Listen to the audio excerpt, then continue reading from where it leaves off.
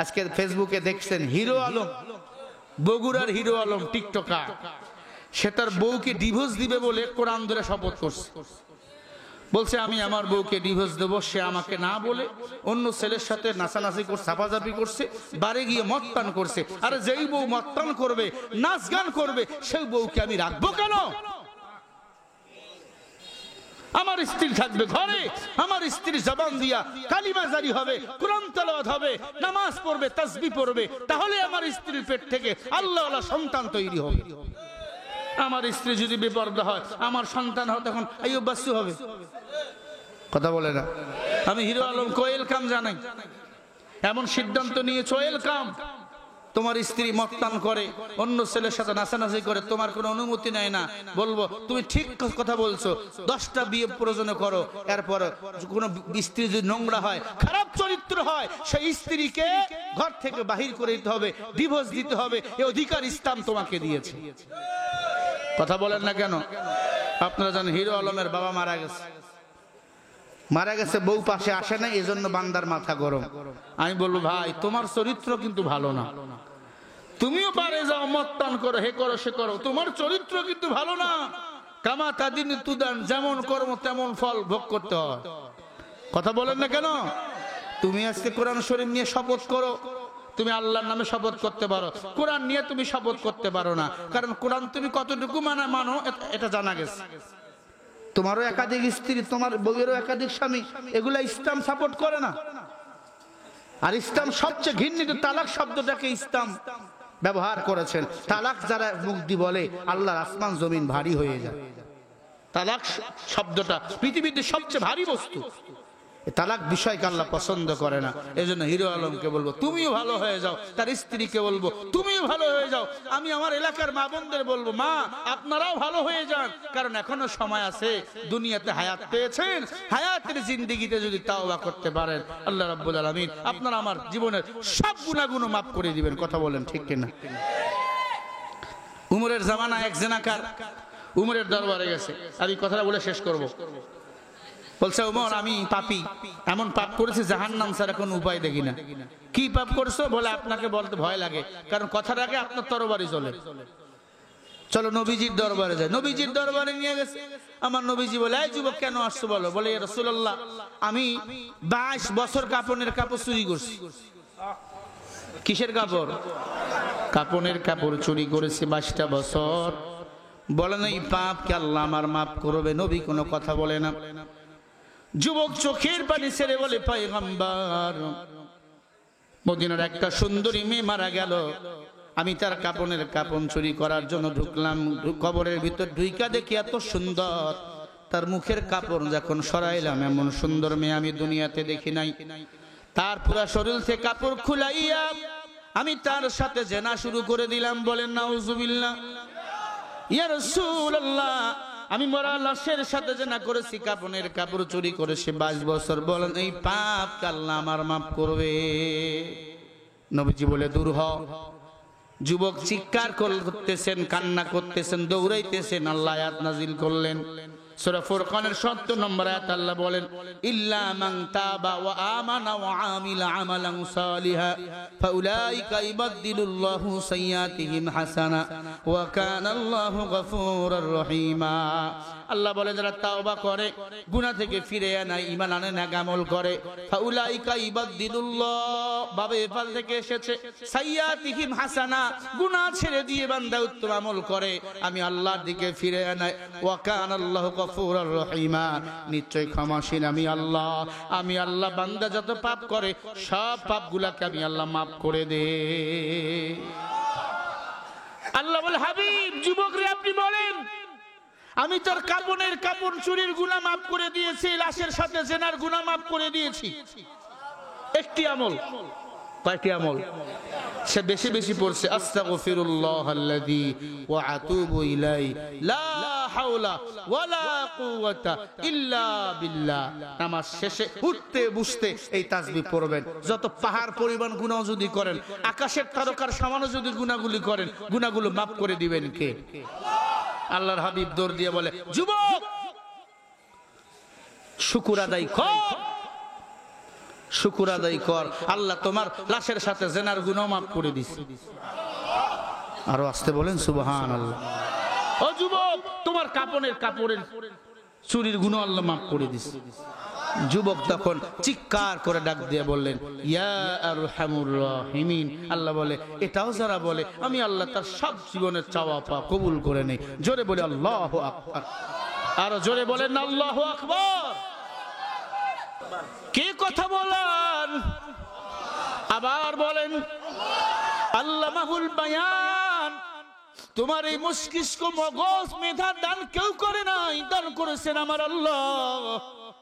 ও মানুষ, এই মেধা দিয়া আল্লাহর বিরুদ্ধে যাইও না, নবীদের বিরুদ্ধে যাইও না, তাহলে খবর আছে আল্লাহ দুনিয়াতে মগজটা উলাইয়া পাগল বানিয়ে দিবে।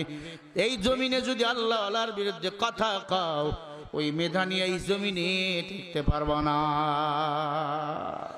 ঠিক কিনা বলো মুসলমান ইমানদার? ভালো করে শুনে নেন। কারণ ডাক দিয়ে বলে, মহিলা বল তোর সাথে জিনা করেছে। মহিলা কথা বলতে পারে না। আবার একটু বলেন সবাই মিলে, এই জবানটা দিয়ে কথা বলান কে? আবার বলেন কে? ফাবিআই আলাই রাব্বিকুমা তুকাযযিবান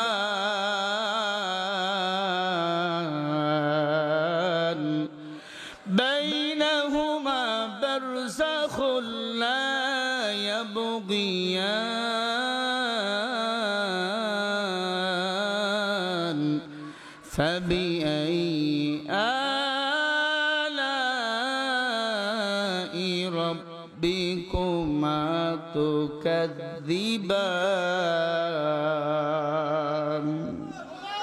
এরে মানুষ, চন্দ্র উদিত হয়, সূর্য উদিত হয় কার ইশারায় বলো? আবার বলেন। মহিলা যখন কথা বলে না, কারুনের মেজাজ গরম, মেজাজ গরম।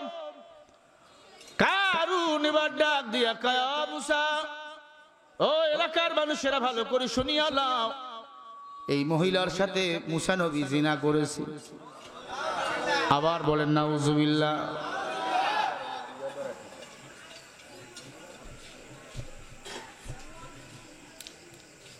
এত কথা বললে ওয়াজ করা যায় না ভাই।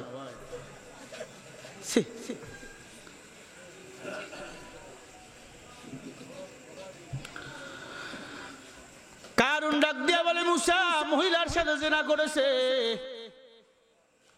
তাই নাকি? বলে হ্যাঁ। কে সাক্ষী? কারুন বলে, আমি নিজেই সাক্ষী। বলেন নাউজুবিল্লাহ। কিছু কিছু মানুষ মুসা নবীকে ঘৃণা করা শুরু করে দিল। মুসা, তুমি এত খারাপ, তুমি না আল্লাহর পয়গম্বর, কেমনে একটা মহিলার সাথে জিনা করতে পারলা? মহিলার পেটটা উঁচু দেখা যায়। এরে আল্লাহর গোলাম।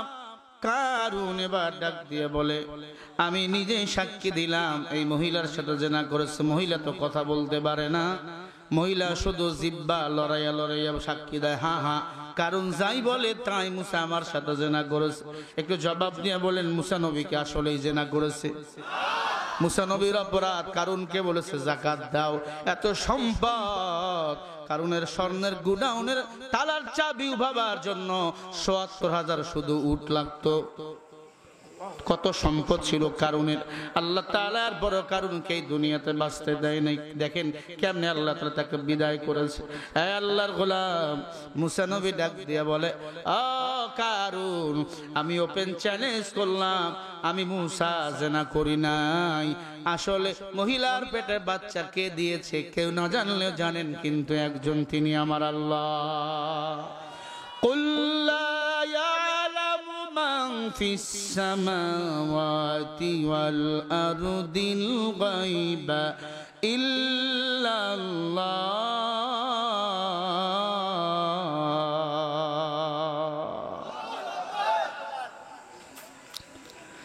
সূরা নামলের ৩৫ নম্বর আয়াতে আল্লাহ বলেন, ও নবী, দুনিয়ার কোন বাসিন্দা গায়েব জানে না, আপনি নবীও না। বুঝতে পারতেছেন? ৩০ শব্দ দূরের কথা, নবীও না। ও নবী, আপনিও গায়েব জানেন না, কেউ গায়েব জানে না। গায়েব জানি একমাত্র আমি আল্লাহ। ইল্লাল্লাহ, গায়েব জানেন কে? আল্লাহ। মুসা নবী জনসমুদ্রে ডাক দিল, প্রমাণ করবে মুসা আমি জিনা করি নাই। কারুন মহিলার জবান দিয়ে তো মহিলা কথা বলতে পারে না। কারুন লাফাইতেছে, দলবল নিয়ে আসছে ওই রাষ্ট্রের প্রধানমন্ত্রী কারুন, খেয়াল করবেন।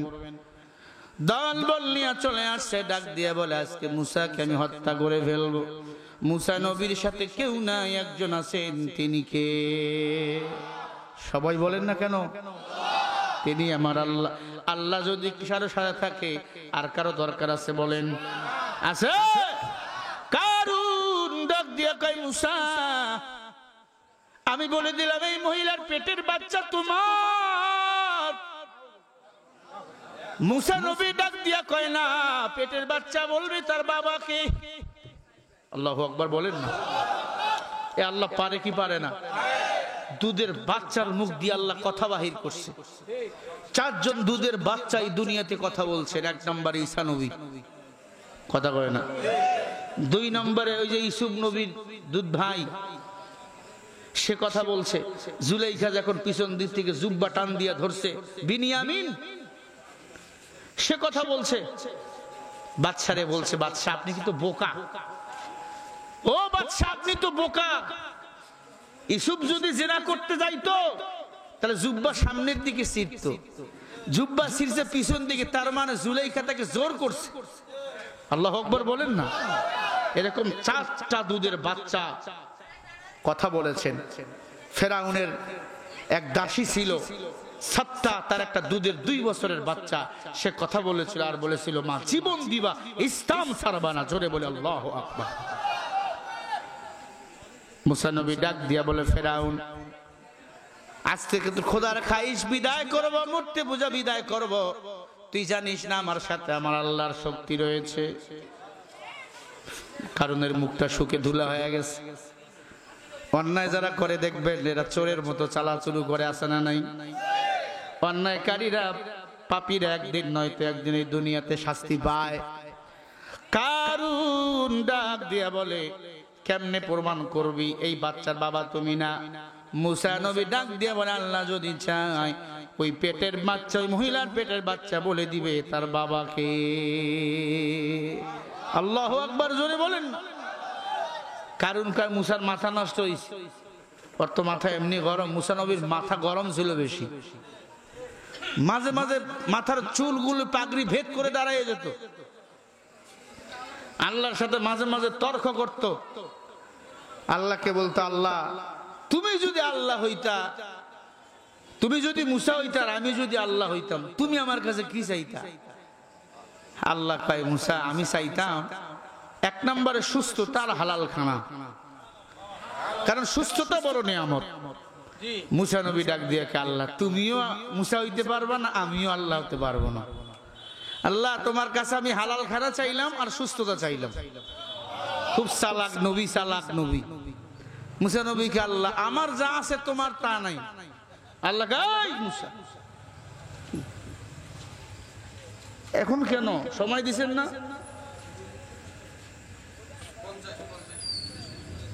9টা পর্যন্ত আমি বলি, 10টা পর্যন্ত বলি আমি। আর আসবো কিনা আমি এলাকা জানি না তো, সেই 700-800 কিলোমিটার দূর থেকে আসছে। 9টা পর্যন্ত 10টা পর্যন্ত বলি নাকি? না অসুবিধা হবে আপনাকে? ভাইরা আমার খেয়াল করবেন। কারুন ডাক দিয়া বলেন বল এই পেটের দুধের বাচ্চার বাবাকে? মুসা নবী সেজদায় পড়ে বলে আল্লাহ বলে দেন এই মহিলার পেটের বাচ্চাকে আমি তো জানি না আল্লাহ। আল্লাহ তাআলা জিবরাইলকে পাঠিয়ে দিলেন। একবার মারহাবা জোরে বলেন। জিবরাইল মুসা নবীর সামনে দাঁড়িয়ে গেল। লক্ষ লক্ষ মানুষ, মুসা নবী দাঁড়িয়ে আছেন, জিবরিল ওই মহিলার পাশে অদৃশ্যভাবে দাঁড়িয়ে আছেন। জিবরাইল আলাইহিস সালাতু ওয়াস সালামকে আল্লাহ পাক কথা বলার ভাষা দান করেছেন।